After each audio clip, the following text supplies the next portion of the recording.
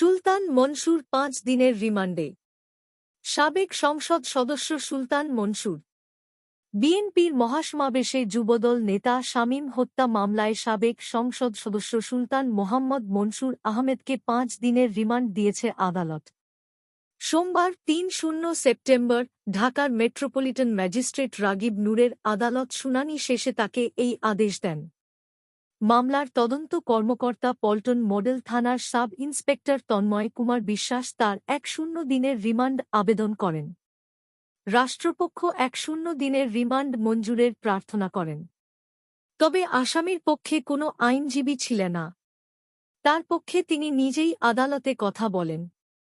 তিনি বলেন, ২০০৮ সাল থেকে সাবেক প্রধানমন্ত্রী শেখ হাসিনা তাকে আওয়ামী লীগের কোনো পদে রাখেনি। সুলতান মনসুর উল্লেখ করেন, ২০১৮ সালে কোটা সংস্কারের